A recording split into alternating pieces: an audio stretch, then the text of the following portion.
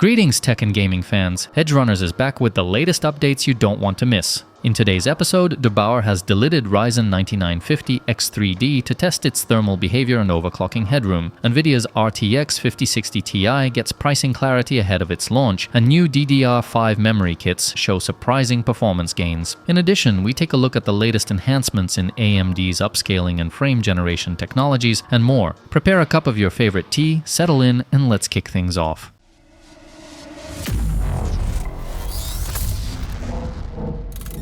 First up, Overclocker De Bauer has delidded AMD's Ryzen 9950X3D processor, tested its thermal performance, and evaluated its overclocking capabilities. The process involved removing the integrated heat spreader and replacing the stock thermal paste with liquid metal. The CPU was then connected to a custom water cooling system with a thermal grizzly water block. De Bauer noted that delidding should be done carefully due to the risk of damaging the chip, and recommended using specialized tools. After delidding, Cinebench R23 tests showed a temperature drop from 88 to 65 degrees Celsius under load. Power consumption also decreased from 310 to 290 watts. Under peak conditions, the CPU reached 72 degrees at 325 watts TDP and a frequency of 5.6 GHz. Overclocking to 5.6 GHz delivered a 9% performance increase in Cinebench R23, but also raised TDP by 73%. In Counter-Strike, the frequency gain was 3%, while power consumption rose by 48%. Thermal Grizzly, founded by De Bauer, is now offering pre-delidded Ryzen 9950X3D CPUs. These versions come without the heat spreader, use liquid metal, and include a custom water block. Pricing is set at €999 in Europe and $1,048 in the US. The standard version of the 9950X3D is priced around €699, depending on the region. The modified CPU comes with a 2-year warranty. Performing the delid manually voids the warranty, making the official product a potentially safer option.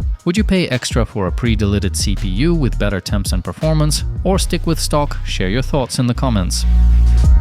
One of the upcoming PlayStation 5 exclusives is Marvel's Wolverine, an action game announced back in 2021. However, there have been no official updates about the game for quite some time, which has left fans frustrated. Under a post about a new update for the PC version of Marvel's Spider-Man 2, one user expressed their dissatisfaction, noting the lack of news about Marvel's Wolverine and claiming that Insomniac Games, the studio developing the game, has been ignoring fans. In response, the studio confirmed that Marvel's Wolverine is in active development, but there is currently nothing new to show. They assured that more information would be revealed when the time is right. In 2023, Insomniac Games experienced a data leak, with a number of materials including early gameplay footage of Marvel's Wolverine appearing online. A working build of the game was also leaked. It's possible that the lack of updates is due to the developers having to make adjustments after the leak. There is a chance that we will see official news about Marvel's Wolverine in 2025, possibly including a gameplay trailer and a release date.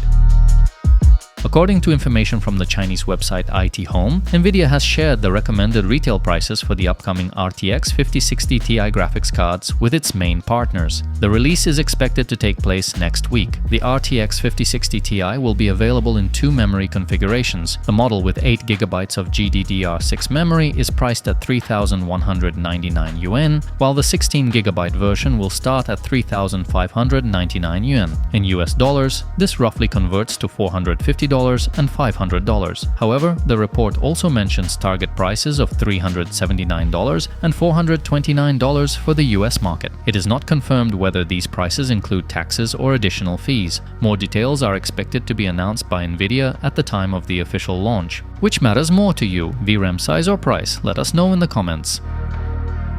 The team at Gamers Nexus has published a review of AMD's proprietary technologies FSR 4 and AMD Fluid Motion Frames 2.1. The first part of the video focused on the capabilities of the new upscaling technology. FSR 4 was compared with FSR 3.1 and native rendering. The reviewers found that FSR 4 shows significant improvements over the previous version, delivering much cleaner, sharper, and more detailed visuals, while preserving fine image elements. In many cases, FSR 4 comes very close to the quality of native rendering, with the exception of scenes filled with small objects and particles, where it still falls slightly behind them. The second part of the video was dedicated to testing the frame generation technology AFMF 2.1. Compared to version 2.0, AFMF 2.1 shows clear progress. It reduces ghosting and produces a noticeably sharper image. However, AFMF still doesn't match the quality of frame generation methods that are integrated directly into the game engine. Some generated frames contain visual noise and artifacts, and there are UI rendering issues during fast camera movement. Would you use AFMF 2.1 despite some artifacts? Let us know in the comments.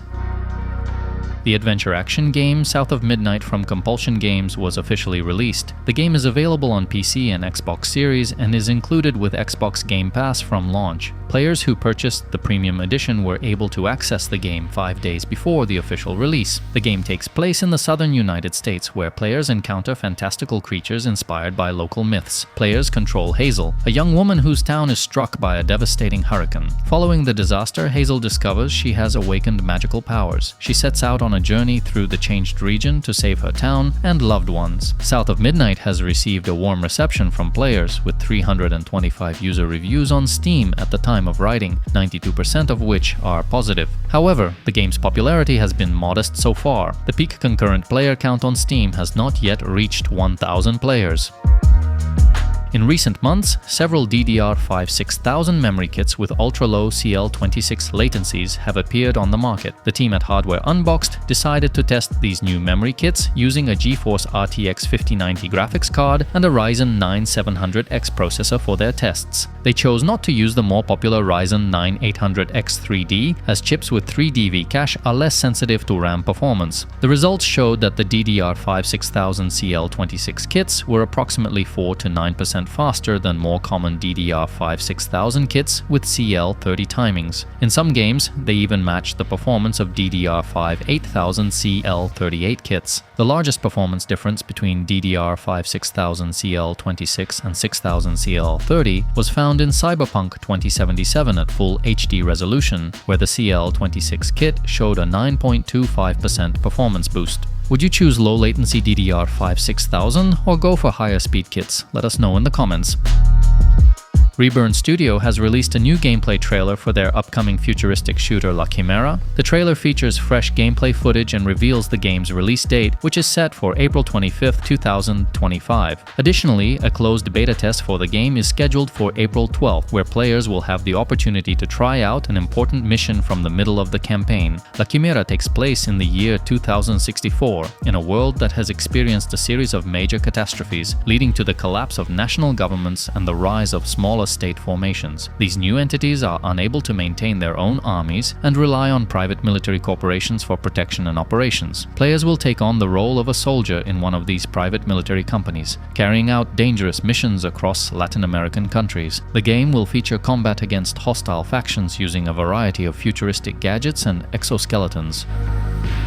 Until recently, Samsung was the sole supplier of video memory used in NVIDIA's RTX 50 series graphics cards. However, it appears that NVIDIA is preparing to expand its list of VRAM suppliers. According to a report from VideoCards, citing reliable insider Megasize GPU, NVIDIA has started using GDDR7 memory from SK Hynix in the production of certain Blackwell-based graphics cards. At this stage, the new memory is reportedly being used only in the GeForce RTX 5070. It is currently unclear how the switch to SK Hynix memory might affect the overall performance or characteristics of the graphics cards. VideoCards notes that cards with memory from different suppliers could show variations in operating temperatures and overclocking potential. More accurate conclusions will likely come with the release of independent reviews. Additionally, it's worth noting that existing BIOS firmware for Blackwell GPUs already includes references to all major GDDR7 memory vendors. Thanks for watching our latest gaming and tech roundup. If you enjoyed the video, don't forget to like, subscribe, and hit the bell for more content.